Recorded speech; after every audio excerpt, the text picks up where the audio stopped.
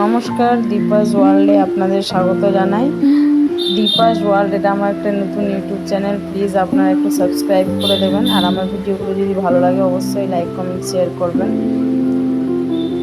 আজকে আমি বানাবো হচ্ছে মাটন কারি।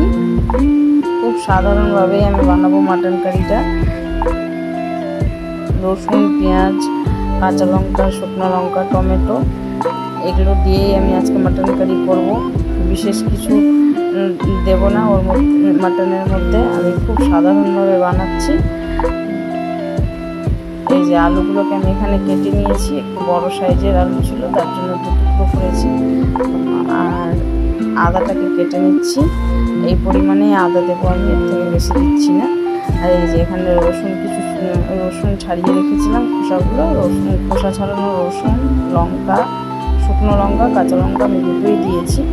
আপনারা পারলে শুধু কাঁচা লঙ্কাও দিতে পারেন।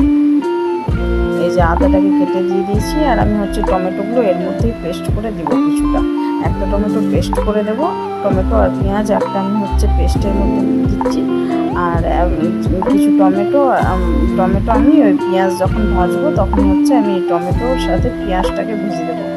এই যে কড়াইয়ের মধ্যে আলু ভাজা হয়ে গেছে, ওই তেলটাতেই আমি হচ্ছে অল্প চিনি আর হচ্ছে গোটা মশলা আর পেঁয়াজগুলো দিয়ে ভালো করে ভেজে নেবো লাল লাল করে। পেঁয়াজটা একটু লাল হয়ে আসলেই আমি টমেটোটাও দিয়ে দেবো সাথে সাথে।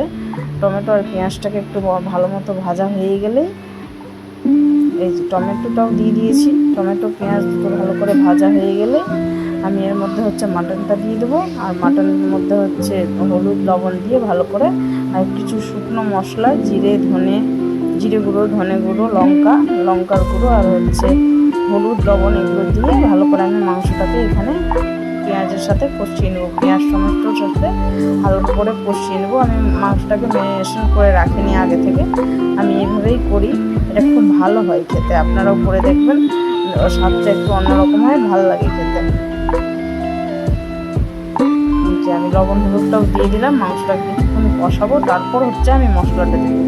মশলা আমি আগেই দিয়ে দিচ্ছি না, মশলাটা আমি ভেজেও দিচ্ছি না। মশলাটা হচ্ছে পেঁয়াজ টমেটো দিয়ে মাটনটাকে কষিয়ে তারপর হচ্ছে আমি মশলাটা দিচ্ছি। এইভাবে একটু একটু করে কষিয়ে মাংসটাকে কষাতেই না মাটনটা তো সেদ্ধ হতে অনেকটাই দেরি লাগে, অনেক সময় লেগে যায়। যার জন্য এইভাবে কষাতে এই মাটনটা অর্ধেক সেদ্ধ হয়ে যায়।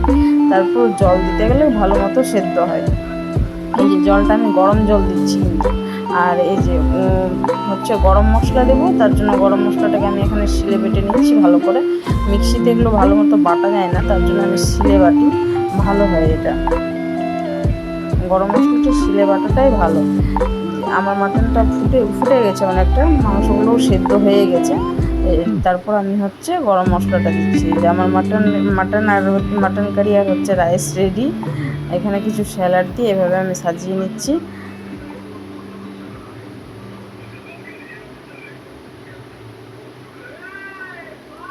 মাটন কারিটা আমার রেডি হয়ে গেছে।